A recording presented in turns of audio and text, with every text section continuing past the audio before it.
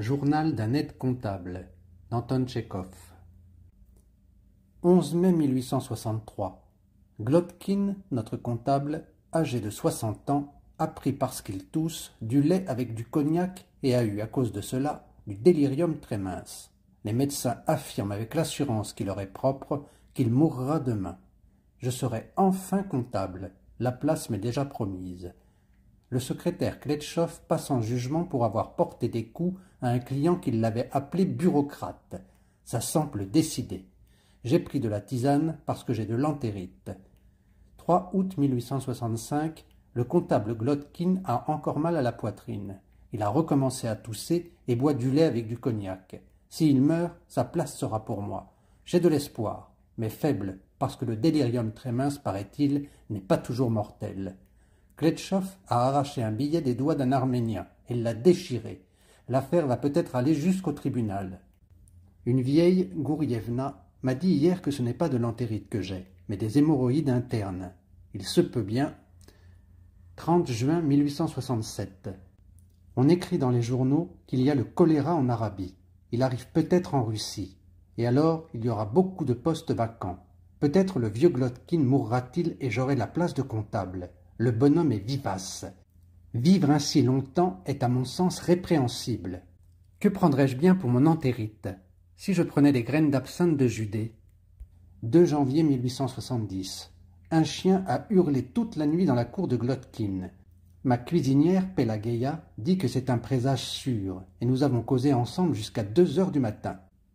Quand je serai comptable, je m'achèterai une pelisse de raton et une robe de chambre. Je me marierai peut-être, assurément pas avec une jeune fille, ce n'est pas de mon âge, mais avec une veuve.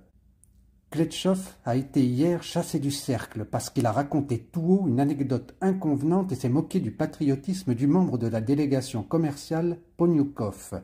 On dit que ce dernier a déposé une plainte. Je veux aller pour mon entérite chez le docteur Botkin. On dit qu'il est bon médecin. 4 juin 1878. On écrit qu'il y a la peste à Vetlianka. On dit qu'il meurt beaucoup de gens.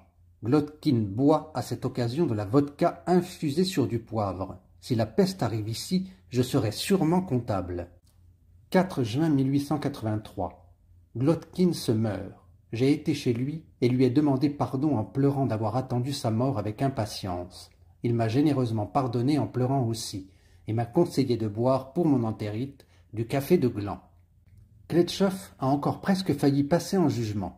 Il a engagé à un juif un piano qu'il avait loué. En dépit de tout cela, il est déjà décoré de Saint-Stanislas et a le rang d'assesseur de collège. C'est étonnant ce qui arrive en ce monde. Gingembre, 2 zolotniks. Galanga, 1 zolotniks et demi.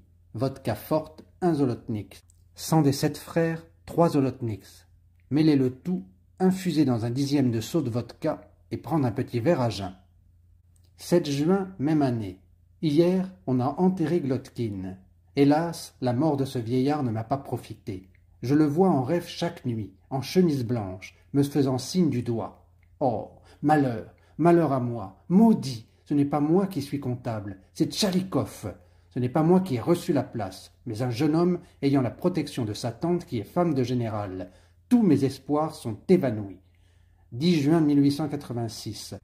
La femme de Tchalikov l'a quitté. Le malheureux se désole. Peut-être va-t-il se suicider de chagrin. S'il se suicide, c'est moi qui serai comptable. On en parle déjà. Alors tout espoir n'est pas encore perdu. On peut vivre. Le temps d'avoir une pelisse de raton n'est peut-être pas très éloigné. Pour ce qui est du mariage, je n'ai pas d'objection.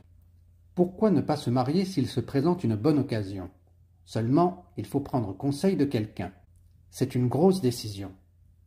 Kletchov a échangé ses caoutchoucs avec ceux du conseiller privé Lirmanson. Scandale! Le portier Paisei conseille de prendre du sublimé dans l'entérite. Je vais essayer.